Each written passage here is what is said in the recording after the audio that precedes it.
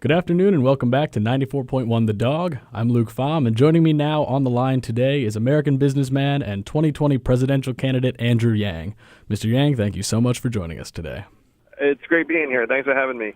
I just want to say right off the bat that it's been truly amazing to see an Asian American man run for president.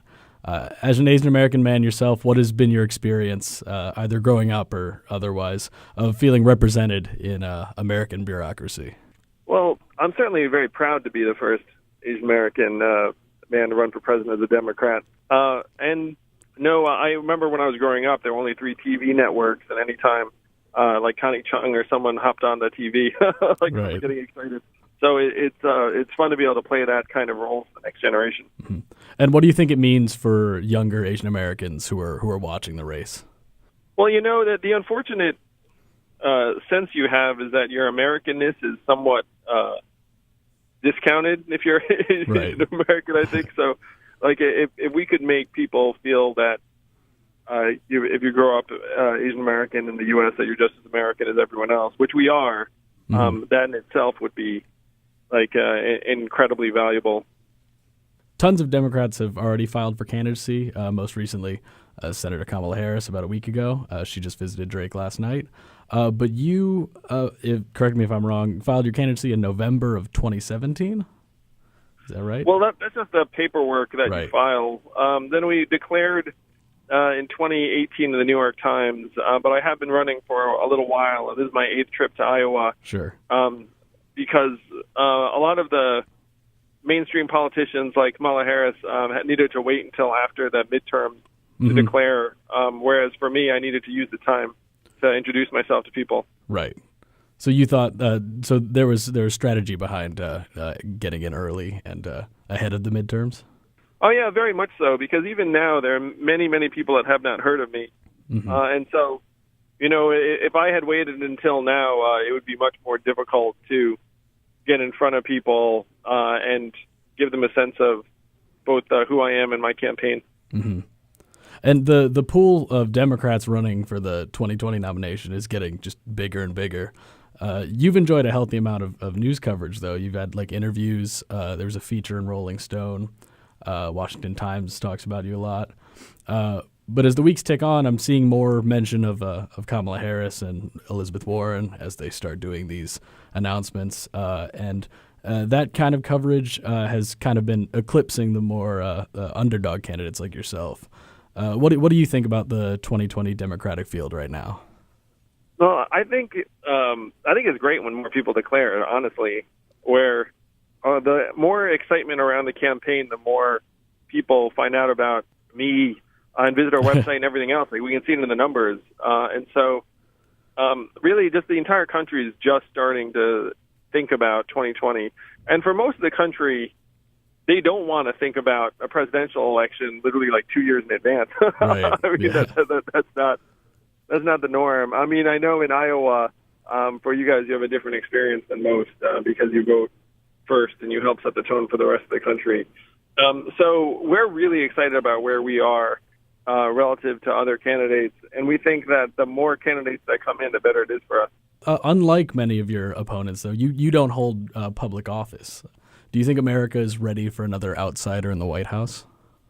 Well, if you look at our recent history, Donald Trump, Bernie Sanders, and even to some extent Barack Obama, we've been looking for a change agent because we have this unfortunate feeling that our government is not meeting the challenges of this time. Right. And so I think that the same appetite that brought different types of people to national prominence are driving my campaign forward as well, where when I talk to people around the country, most of them just want to know who's going to help improve their lives and improve their families' lives. And whether that person has spent their time in business or nonprofits or government, it just hasn't been much of an issue in the conversations I've had. And what has your experience been just meeting people all across the nation? It's been really inspiring. Americans are very good, kind, generous, and open when you're with them face to face. And it's been more true in Iowa than just about anywhere else, where I tell people how spoiled Iowans are, where democracy actually works the way it's supposed to in Iowa, where your votes matter and people want to talk to you and people care what you think. In most of the rest of the country, none of that stuff applies, honestly, like, Right. especially on a national level. Like, if you live in, let's say, New York or Massachusetts, you'll see zero ads. And to the extent anyone cares about you, they're just trying to get money from you. And so Iowa is magic. Iowa is a place where democracy works the way it's supposed to. I'd like to talk a little bit about universal basic income. The freedom dividend has been your campaign's probably biggest policy push, and you've successfully brought the idea into the national conversation. What is universal basic income, and how feasible is it? Universal basic income is a policy where everyone in a society gets a certain amount of money, free and clear, to do whatever you want, because the society is so prosperous, and it's like your right as a shareholder and citizen. So my plan, the freedom dividend, would give every adult from age 18 on $1,000 a month, free and clear, to do whatever you want. Right. And now you ask whether that's feasible. If you look at our nation's history, people have been for it since the founding days of the country, where Thomas Paine was for it. Later, Martin Luther King was for it. Milton Friedman was for it. 1,000 economists signed a study saying it would be great for the economy, and it passed the House of Representatives twice in 1971 under Richard Nixon. And one state has had a dividend since the early 80s, where everyone in that state gets between $1,000 and $2,000 a year, no questions asked, and that's Alaska with its petroleum dividend. So you don't need to look any further than our own history to see that this is 100% feasible, particularly now that our economy is up to $20 trillion. We're the richest and most advanced country in the history of the world. I can easily afford a dividend of $1,000 per adult. And you've said that this is becoming increasingly more important due to the automation of American jobs. You've cited food service, retail, and transportation as some of these jobs that are at risk or in danger of depletion. How would UBI maybe help that transition? Well, if you look at the towns in Iowa that you live in right now, and imagine them with everyone getting $1,000 a month, you know that the vast majority of that money is going to stay right in Iowa. It's going to go to car repairs and tutoring and food for your kids, the occasional night out, health care, home repairs. It would create about 40,000 new jobs in Iowa because you'd be increasing the consumer economy by about $16 billion a year. Right. And so this is the kind of move that we need, because in Iowa, you all lost 40,000 manufacturing jobs since 2000, 12,000 retail jobs, and 30% of malls, both in Iowa and around the country, are going to close in the next 4 years. 3 of your 17 malls are going to close right now, and working in retail is the most common job in the state. There are about 200,000 retail workers in Iowa whose jobs are going to disappear. Not all of them, but some of them are going to disappear. So this is the kind of move that we need to make in order for Main Street businesses to have a real fighting chance at a sustainable future. In the wake of the longest government shutdown in history, in our nation's history, we saw just how much damage could be done by simply stalling federal agencies. Department of Transportation, Agriculture, and HUD were all affected by the shutdown. Another one of the institutions impacted was the Treasury Department, which would be the ones handling UBI. In the event of a worst-case scenario government shutdown, like the one we just escaped, how, if at all, would UBI be affected? Well, I think government programs like Social Security were unaffected, and so that would be true for UBI as well. Right. I'm happy to say. So people would receive the $1,000 regardless, and I'll also say, as president, the government wouldn't shut down under my watch because it was just so stupid and unproductive. People in America now think it's normal for the government to shut down. It's not. The only reason it's shutting down is because of some technical budget resolution where you have to increase the debt limit, and none of this was an issue until recently. So the entire notion that our government shuts down because of arguing legislators is ridiculous. And you think that wouldn't happen if you were president? No, I mean, like, who in their right mind would cause $10 billion in harm to the economy to try and get $5 billion? I mean, it doesn't make any sense. Right.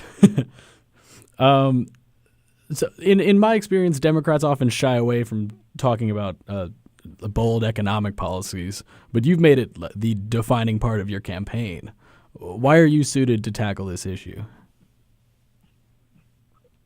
Well, I understand the economy. I understand business. I know that putting $1,000 a month would be good into people's hands, would be good for business. I spent 7 years helping create several thousand jobs around the country, and I know that technology, unfortunately, is accelerating to a point where we're going to need to make big changes. And so when you ask why am I well suited for this, I mean, I've spent years traveling the country working with entrepreneurs. I wish dearly that our government had been addressing this challenge for the last several decades, but it hasn't, and so that's why I'm running for president. And do you think your campaign has done a good job of making sure everyone knows what universal basic income is and that it is feasible? Well, thank you. I think it's an idea that's been with us for decades, but it's uniquely relevant now, and we can make it a reality. There's nothing stopping a majority of citizens from voting ourselves a dividend. And I need Iowans in particular to get excited about the fact that we can put this money into your hands, into our hands, starting in 2021 with me as president. Right. Because Iowa is the great hope for the future. If Iowa does not embrace a new economic vision, it will never happen. And we need to make it happen. We do not have another 4 years to waste. So what do you think is the biggest issue facing Americans? The biggest issue facing Americans, aside from climate change, in my opinion, and climate change will be addressed if we can get people's heads up so we can focus on the future more. But the biggest issue is that our economy has evolved in ways that make it harder and harder for people to make ends meet, where 57% of Americans can't pay an unexpected $500 bill. Financial insecurity is rampant. Depression, suicides, drug abuse, all at record highs. And it's because our economy is sick. It's making us sick. And it's just going to get worse, unfortunately. So I think that's the biggest problem we face. We need to make our economy work for us. You mentioned climate change. How would you go about getting people's heads up regarding the issue? Well, I'm very convinced that if you had people getting $1,000 a month, then people would have a much stronger mindset of abundance, where we could start solving big problems that are in the future. Because right now, if you go to someone in Iowa and you say, hey, climate change is a real problem, they might say to you, I can't pay my bills. Like, I don't have energy to care about the earth or the penguins. But then if you go to them and they can, rest assured about their future and their children's future, and you say, hey, we need to address climate change, they'll be like, yeah, that's a real problem. So it's all connected. It's all interconnected. And we have to fight scarcity with abundance. Right now, scarcity is winning. Many, many Iowans are working full-time and cannot make ends meet. That's what we have to change in order to solve the big problems like climate change. I'm also for many aspects of the Green New Deal and carbon tax, and dividend, and a bunch of other things. So I'm not just punting on it. But I do think that they're related.